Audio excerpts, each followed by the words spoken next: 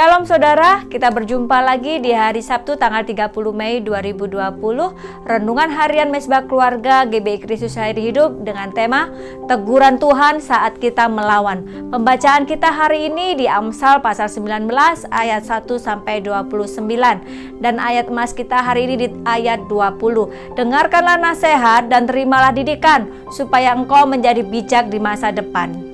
Kita ketahui Tuhan kita adalah Tuhan yang sungguh teramat baik. Ia selalu memperhatikan dan mengasihi kita. Saat kita lemah dan tak berdaya, Tuhan hadir melalui Roh Kudus untuk menguatkan kita. Saat kita sedang susah, Roh-Nya hadir untuk menghibur kita. Namun ada saat-saat di mana Tuhan harus berlaku keras terhadap kita, yaitu menegur dan jika perlu menghajar kita.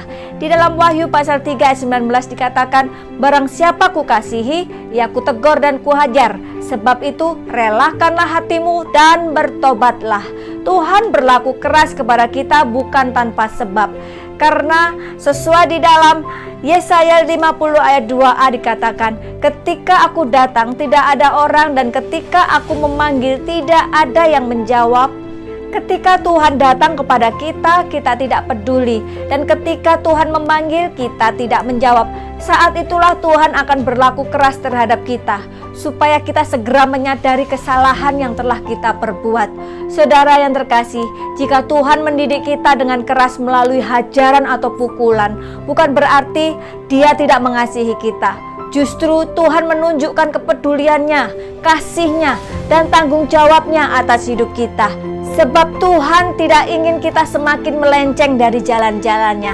Sebagaimana seorang ayah menghukum ketika anaknya bandel dan tak mau taat, begitu juga Bapa di surga. Jika kita sudah diberitahu, diingatkan, dinasehati dan ditegur secara halus, tetap saja mengeraskan hati dan tidak mau mendengar.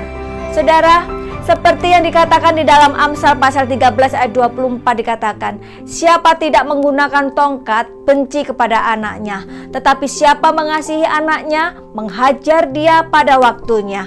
Seperti yang tertulis di dalam Yehezkiel pasal 33 ayat 11 dikatakan, bukan kematian orang fasik yang Tuhan kehendaki, tetapi pertobatannya. Karena itu Ia berlaku sabar.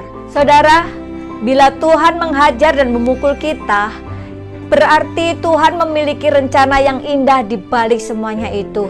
Seperti Ayub pasal 5 ayat 18 dikatakan, karena Dialah yang melukai tetapi juga yang membebat. Dia yang memukuli tetapi yang tangan Tuhan yang menyembuhkan pula.